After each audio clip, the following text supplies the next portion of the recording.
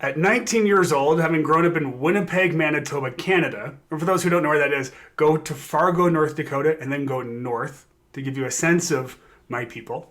But as I grew up in Winnipeg, Manitoba, Canada, at 19, I decided to be a missionary for the Church of Jesus Christ of Latter-day Saints. You guys, you've seen those, the white shirts and ties, or long dresses if they're women, and they wear these little name tags, and they go around knocking doors and meeting strangers and talking about God's love. And I decided I wanted to do that.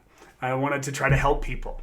And so I told the church I wanted to go, and they said, great, we're going to send you to Houston, Texas. Now, I knew nothing about Houston, Texas. I knew a little bit about Dallas because I watched the TV show Dallas, but that was about it. Now, this was also in the early 90s. This was in 94. In fact, I got to Houston, Texas on June 17th of 1994. I know it's that date because the day I got there was the day that O.J. Simpson was being chased in his white Ford Bronco down the freeways of Los Angeles. And it interrupted the Houston Rockets NBA championship game, so everybody in Texas was tipped. Now, some of the other things you should know about that time, similar to right now, it was a time of pretty tense race relations in America. And a lot was going on, and there was a lot of anger. There was a lot of repression. There was a lot of pain.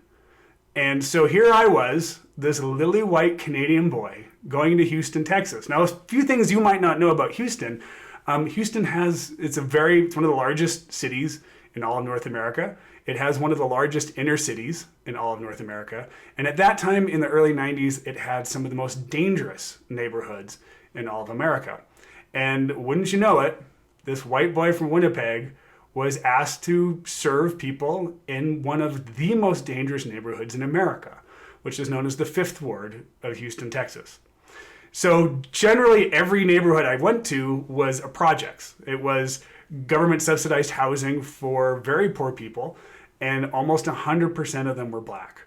And so here, you have to remember, me and my companion, both of us were like 19. I think I was early 20s when I was put into this area for the next year, would walk through the projects of Houston, Texas, during one of the biggest influx of gang activity and drug crime in America's history, during a time of a lot of civil pain and unrest and race tension, with our incredibly pale, goofy, hairless faces knocking on doors saying, hey, we'd like to talk about Jesus.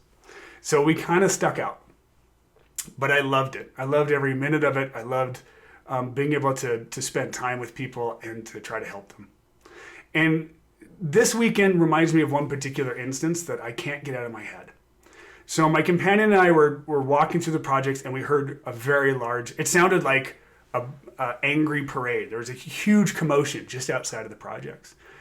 And so my companion and I walked out there, and in front of the projects that we'd been spending the day in, there were probably 30, maybe 40 police officers in full SWAT gear. And there was a dozen cop cars and a couple of paddy wagons, and they were handcuffing a group of black men and putting them in the back of the paddy wagon. And this huge crowd of probably hundreds of people were surrounded, and we're all very upset and angry. And the tension was very real. It was very thick. Now, for the record, considering the area that we were in, considering the time period, and the fact that I knew this area pretty well, and it was an area of a lot of gang activity and drugs. In fact, my companion and I had guns pulled on us multiple times in that area when people were confused about who we were. I can assume that those men probably deserved to be arrested. They probably broke the law. And for the record, I did not see any police brutality. I didn't see anyone acting out. But it was still a very tense situation. A very insular group of people, often in these projects, were having this outside group come in, and it can cause a lot of tension. And one of the police officers in full riot gear turned and saw these two snowflake faces in the middle of the crowd, and instantly an expression of concern came over his face. And he pushed through the people, and he came up to my companion and I was like, you better come with us right now. You're not safe here. And in that moment, at 19 years old, I had as clear of a decision to make as I've ever made in my life. In that moment, I knew that if I took this officer's hand and went with him and went with the police and got out of that area in that moment, I would never be able to return to that neighborhood ever again. At least not as someone who represented God's love. I would never be able to knock on a door and tell people how valuable they are if I ran. So I told the officer, no, we're okay. I looked at my companion and he nodded and we're like, we're good. And he grabbed another officer and they both looked at us and said, no, you're not safe here. You need to come right now. And I was like, no, we're fine. We're good. We're okay. And the people around us seemed as concerned about the fact that we were going to get pulled out of that area as they were about the people being arrested. And so the officers went back to another group of officers and they all kind of like congregated, looked at us, and one of them went, "Ugh," and they got in their cars and they got in their trucks and they left. And I still remember that officer looking at me as they drove away, honestly very concerned for our safety. And as they drove away, this sea of angry black people kind of filled in the space, and we were stuck there in the middle. Over the next couple of weeks or months, as I continued to spend time in that area, I felt more like one of the residents of those projects than I did a young Canadian goofball. I saw people change their lives. I saw people get off drugs. I helped people get jobs. I helped people learn to read. I learned that when you tell somebody over and over again how valuable and how loved and how limitless they are, they actually start to believe you. And that with some help from God and his love, I saw people change their lives. I also saw how hard it was for people in that area more than any other area I ever spent time in, because there were so many obstacles. There was cultural obstacles about leaving the neighborhood. There was logistical obstacles. There was infrastructure obstacles. It's no coincidence that across the street from every housing project, there's a liquor store.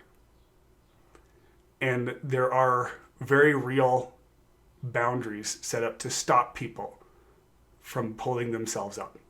And sometimes they really do need help.